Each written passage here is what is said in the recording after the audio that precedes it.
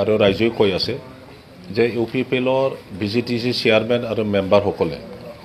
সৰু সৰু scheme PMAY scheme আৰু অৰুণোদয় দিয়াৰ স্কিম আৰু ৰেচন কাৰ্ড দিয়াৰ স্কিম সেইবোৰ সৰু সৰু স্কিমৰ পৰা গাঁৱলীয়া একদম অশিক্ষিত জাম্বা জাম্বিৰ পৰা বহু পইচা লুটিছে 5,000ৰ পৰা 10,000লৈকে তেখেতসকলে পইচা লৈছে হাজাৰ হাজাৰ মানুহৰ পৰা যদি 10,000কে পইচা লয়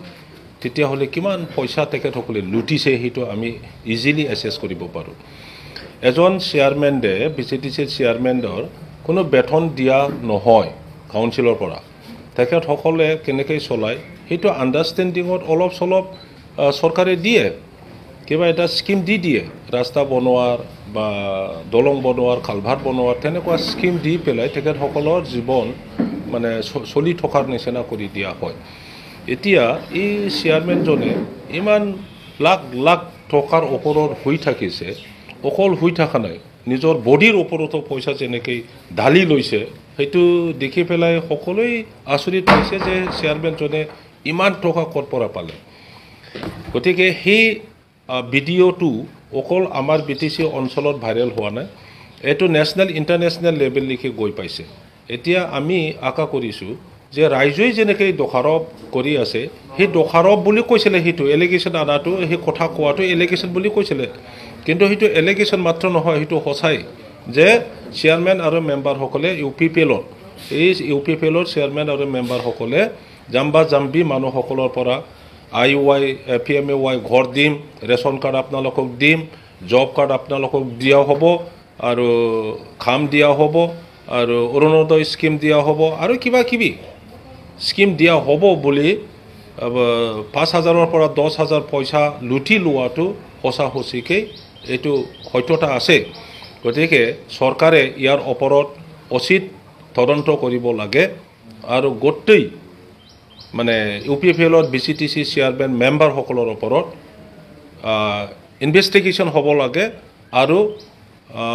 আইনগতভাৱে তেখেতসকলৰ ওপৰত পানিছমেণ্টৰ ব্যৱস্থা ল'ব লাগে আমি যেতিয়া তেখেতে নমিনেশ্যন দিব ডেফিনেটলি হেৰি কিবা অফিচাৰক DC ডাঙৰীয়াক আমি প্ৰাৰ্থনা জনাম যে যেহেতু ষ্টেটত চবতকৈ হাইষ্ট ভিজিলেন্স কমিটিয়ে তেখেতৰ চাৰ্টিফিকেটটো ডাউটফুল বুলি কৈছে আৰু অলৰেডি কৈছে যে নৱচৰণীয়া বড়ো কছাৰী মানুহ নহয় গতিকে সেইটো লৈ পেলাই আমি কমপ্লেইনটো কৰিম কমপ্লেইন কৰাৰ সত্ত্বেও যদি ষ্টেণ্ড কৰি দিয়ে তেখেতৰ কেণ্ডিডেটছটো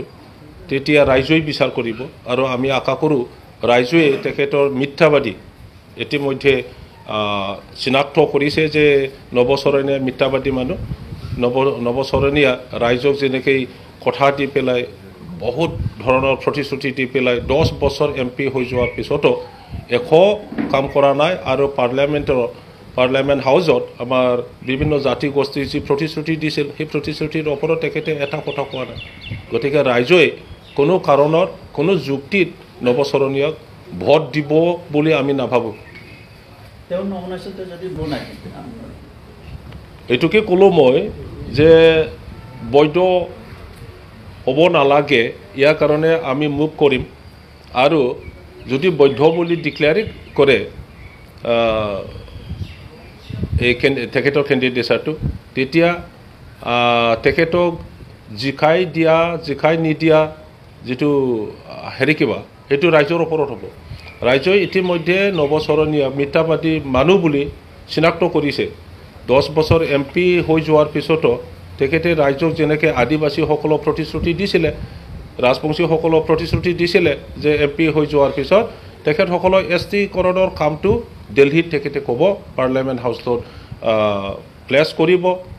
যুক্তিযুক্ততাত তেখেতে কথা ক'ব কিন্তু আমিতো শুনা নাই ৰাজবংশী মানুহ আদিবাসী মানুহসকলেতো শুনা নাই যে তেখেতে পাৰ্লামেণ্টত এটা কথা কৈছে